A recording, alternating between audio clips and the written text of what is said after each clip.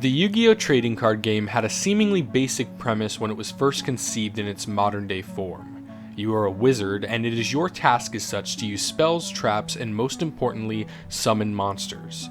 Call it an interesting choice in game design, or a simple plot device to have characters in the anime gain stronger monsters while still keeping the same familiar faces within their decks, but another aspect of the game was to fuse certain monsters together to create fusion monsters. In order to do this in the real-life card game, one would need the fusion materials, or what made up this fusion monster, as well as a copy of polymerization or later release cards whose function often built upon the simplicity of fuses two or more fusion material monsters to form a new fusion monster. Instead of needing to draw it as is the case with ritual monsters, and instead of it being created similarly to a token where a placeholder could be used to represent the fusion monster, these physical cards were kept somewhere separate. Polymerization was not just a card, it was a gateway, a ticket if you will, to the fusion deck. This fusion deck was a stack of cards to be used separately but in tandem with the main deck to hold fusion monsters, for functionally speaking, it would not make sense for them to share a deck with the regular monsters you summon. These fusions were just amalgamations of already existing cards, so this fusion deck served as just a place of limbo from which you could bring forth the cards you needed to summon and met the requirements for. Over time, as Yu-Gi-Oh! Is quite famous for doing, new mechanics were implemented into the game. Synchros, Xyz, Pendulum, and Link monsters were introduced, and they all made use of that little void on the playmat known as the fusion deck. Except, there were no longer just fusions taking the real estate that this once land that polymerization upheld. No, now it featured all kinds of cards that were supplemental to the game. Ancillary? Additional? Accessory? No. This is the story of the extra deck, and its varying forms and functions.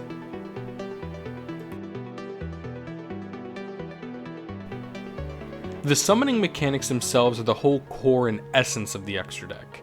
Dubbed extra deck monsters, fusions, synchros, Xyz, and links all reside here at the beginning of the duels, can be viewed by the player at any time, and can be accessed freely during your main phase if you have the right materials unless card effects say otherwise. But back to the fusions, where it all started.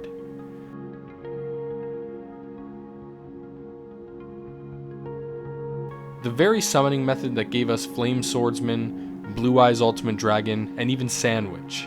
Fusion summoning has had many breakthroughs throughout time. Metamorphosis is a card that arguably broke the very mechanic itself, allowing duelists to use this one spell to trade a monster they control with a fusion monster of equal level straight out of their extra deck. This gave immense value to the extra deck, now being thrust into the age of it being used as a toolbox. This toolbox effect is one that is a common theme when talking about the extra deck, for since you can access any card in it when you have the correct materials, you can cater the construction of this stack of cards to deal with all kinds of specific and niche scenarios. These outs, or cards that could specifically counteract opponents' cards, were even more special during this age of Metamorphosis, since the extra deck had yet to have a size limit. Metamorphosis was a powerful card because it not only allowed for much easier access to the fusion monsters you needed, but it cut out one card out of the usual 3 cards it would take to make a fusion. A fusion spell and usually 2 fusion monsters would equate to a minimum of 3 cards being used to bring out one monster.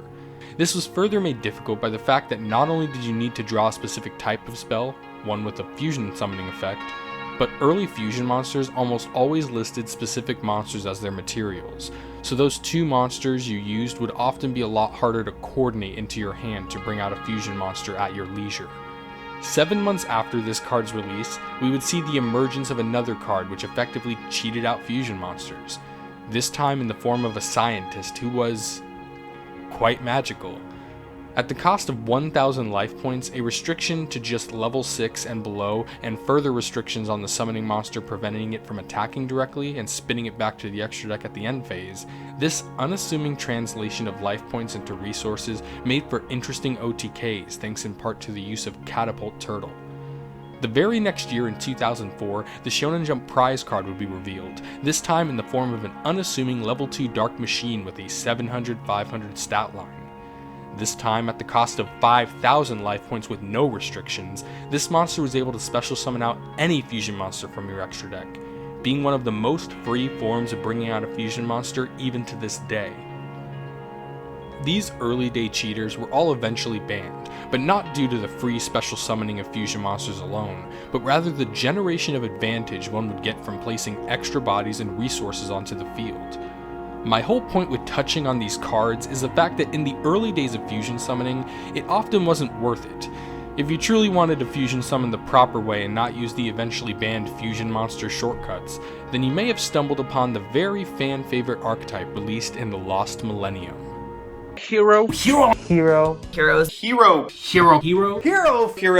Heroes.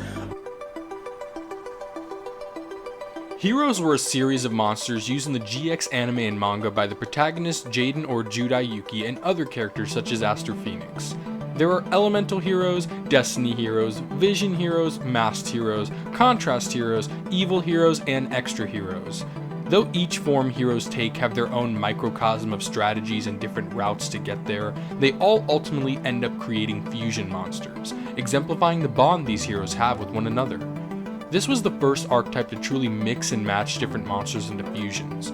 You could see what Sparkman looked like fused with Blade Edge, and what he would look like fused with Clayman, and what Clayman and Sparkman looked like during its edgy phase.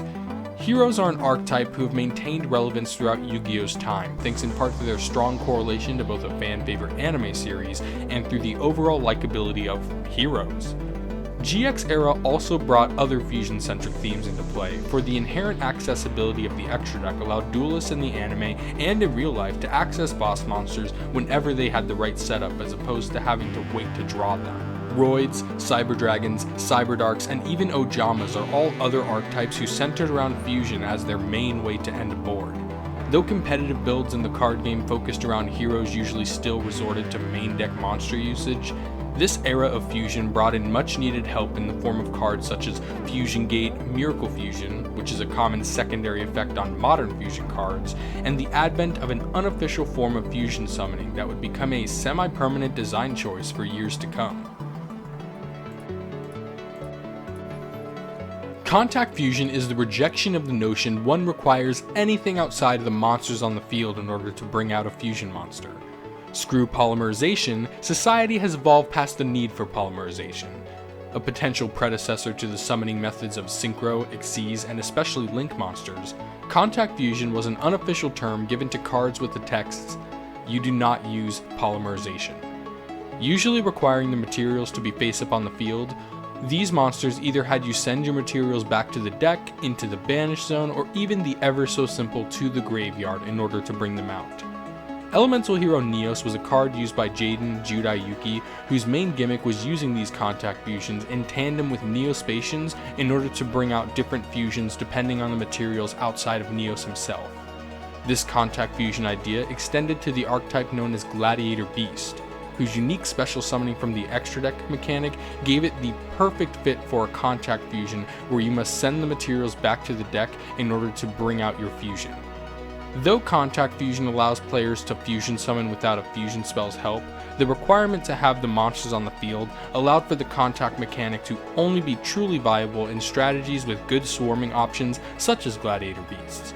With Gladiator Beast being a pretty dominant deck at certain points in time, this mitigation of requiring a spell card to access your fusion monsters yet again proved itself to be a strong mechanical advantage, which would reflect on the types of archetypes released in later sets, such as with the creation of Ritual Beasts and small waves of fusion support for decks like Six Samurai, Cyber Dragon, and even Blue Eyes. Moving forward past a few years of relative fusion-related silence, the next giant shakeup to the mechanic came in the form of a bunch of flip effect main deck monsters. Shaddolls were an archetype released in Duelist Alliance back in 2014, and carried over a theme that had been released previously in the Yu-Gi-Oh! GX manga promos known as the Omni Heroes. These hero monsters are based off of the heroes Judai used in the manga, so instead of having specifically named fusion materials like the anime-inspired elemental heroes, they just required a hero and a monster of a specific attribute. This further gave fusion monsters the toolbox aspect that was ever so important when thinking about how freely accessible the extra deck could be. These Shaddolls, though, would be met with other extra deck mechanics. For 6 years prior to their release, Synchros came out. 3 years prior, Xyz came out, and in the very set that they were released in, the Pendulum mechanic emerged. This toolbox that the extra deck allotted a duelist to have now had many other mechanics who all inherently had the archetype capabilities to often swarm and similar summoning requirements akin to contact fusions. But Shaddolls gave the fusion mechanic something that up until that point it was sorely lacking. Shaddolls not only had a somewhat generic summoning condition, but their main deck monsters also gave bonuses if they were sent to the graveyard by a card effect, and their extra deck monsters gave the deck recyclability when they themselves met their demise. They couldn't contact fuse, but the requirement to use a fusion spell actually became one of their biggest boons. The Shaddoll archetype had two very powerful ways to fuse monsters in relatively unique ways. One was something that had become quite a common occurrence in fusion-centered archetypes, known as the archetype's fusion spell. The other was in the form of a little quick play spell card that had released way back in 2008. Super Polymerization is the single strongest non-archetype specific fusion spell in the game of Yu-Gi-Oh! At the cost of a discard, this quick play spell allowed you to fusion summon using monsters on either side of the field. In addition to this good way to mitigate resource loss while maximizing your opponent's demise, neither player could activate cards or effects in response to this activation. Unofficially dubbed Spell Speed 4, this card allowed fusion monsters who had somewhat generic material to truly shine, as was the case with the Omni Heroes and Shaddolls just needing one member of their archetype and a monster of a corresponding attribute to be on your opponent's field to maximize Super Poly's value. Seen as too powerful for its time, Super Polymerization was eventually banned, slowly coming back to 3 as recently as 2019. The next core set after Duelist Alliance, new challengers kept the fusion momentum going through the release of the archetypes known as Fluffles and Melodious. Fluffles are something to highlight here because just like Shaddolls, they were part of why 2014 was so impactful to the fusion summoning mechanic at large. Though their main deck monsters were good, they were good at doing something, and that something was making fusion monsters. Similar to how invested in the mechanic heroes were, archetypes such as Shaddolls and Fluffles tried to recapture that essence of heavily relying and basing an entire deck strategy on fusion summoning. This wasn't a good option to end your board at, but rather the only option to end your board at, and along with the main deck monsters which would help get them there, they also took full advantage on archetype-specific fusion spells. Shaddoll Fusion allowing you to use a fusion material from your deck, and Frightful Fusion allowing you to use a material from your graveyard just like its predecessor Miracle Fusion, again touched on and improved upon the main issue with fusion summoning: resources. We would again see Fluffles and Frightfurs, now with holographic upgrades in the TCG side set known as Fusion Enforcers.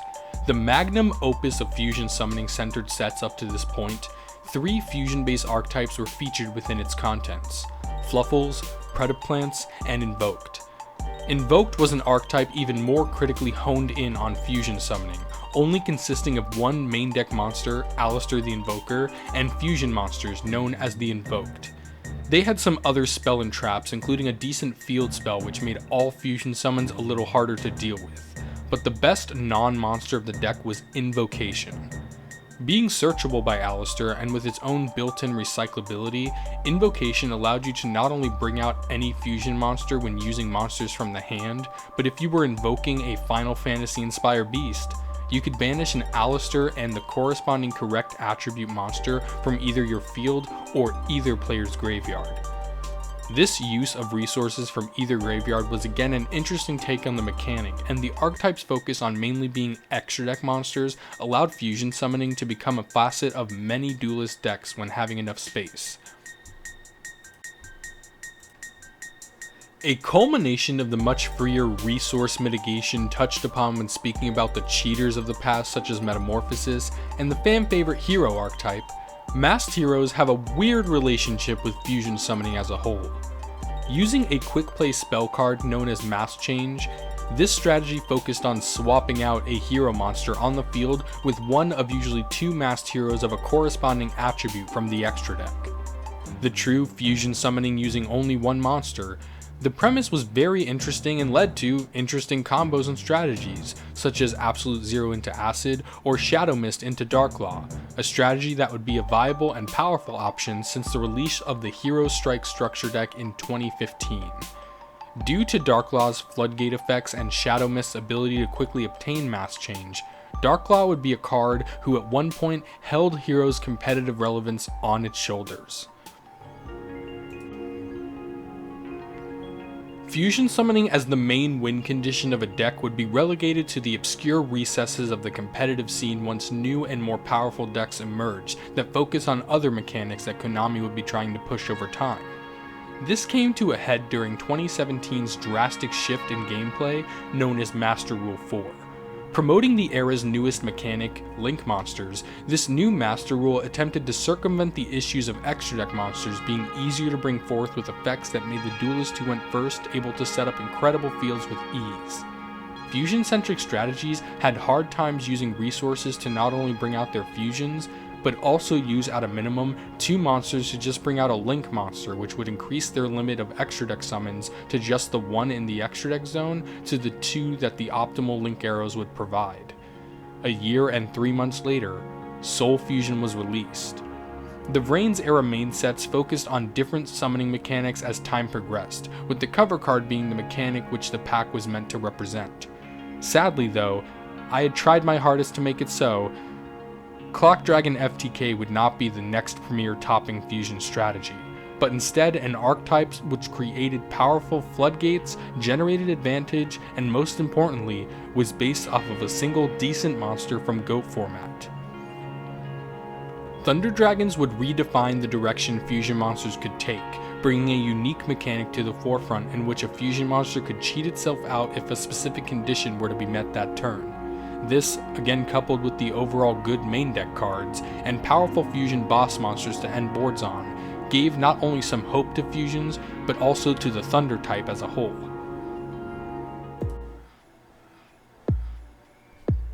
After Master Rule 5, the revision that took away many of the restrictions first set in place by Master Rule 4 came into existence, fusion decks across the board became a little easier to maintain. Fusion summoning and fusion monsters as a whole are most widely used in this era as supplemental pieces to existing strategies, or engines in a wide array of decks. Though Shaddoll getting their own structure deck in February of 2020 helped with its popularity boost, Super Polymerization has consistently been a solid anti-meta choice for countering a wide array of strategies. Certain monsters in the game now require generic materials, such as Starving Venom Fusion Dragon and Mud Dragon of the Swamp.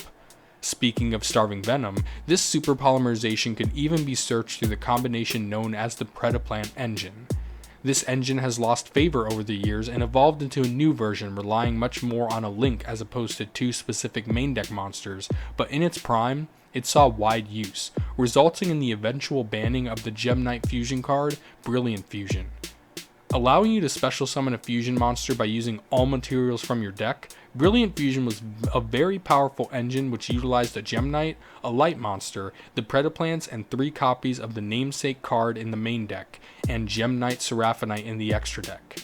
This all came together to allow players to get field presence through the use of the extra normal summon Seraphonite gave, as well as link materials from the Predaplants and Seraphonite herself.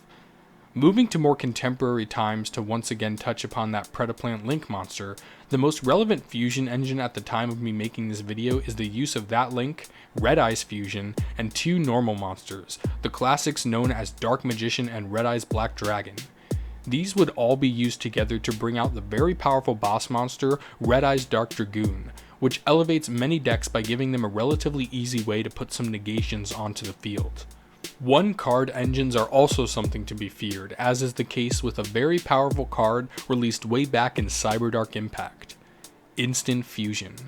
This card is one in which, as long as it stays legal in the game of Yu-Gi-Oh!, card design will have to be cognizant of how it creates future fusion monsters. From the classic Panzer Dragon to the new age Millenniumized Restrict, to even the best card of 2017, Sea Monster Theseus. Instant fusion has allowed for multiple avenues of interesting plays utilizing the cheating out of a level 6 or lower fusion that has been deemed just powerful enough to currently be on the forbidden and limited list at 1 copy per deck. Extra decks in recent times have even gone as far as to be specifically designed to be a resource to dump, with cards like Elder Entity Natis and Fossil Warrior Skull King being useful when sent from the extra deck to the grave with effects from Dogmatica and Necroz. Fusion summoning has had a very long history, which makes sense when realizing it is the oldest of all of the extra deck mechanics by almost a decade. There is a lot I left out, which may and will be covered in other videos in this series tackling all of the extra deck mechanics. Fusion summoning is something that is much more niche than the more generic mechanics like Links and Xyz, and though I may not always find myself gravitated towards a fusion-centric archetype, I know I'll at least always have my Super Poly package and my Grenmaju OTK to get me that fusion fix. What is your favorite deck that incorporates fusion monsters? And if you don't have one, what's your favorite fusion monster in general? Let me know in the comments down below. I'm JC Theater Yu-Gi-Oh!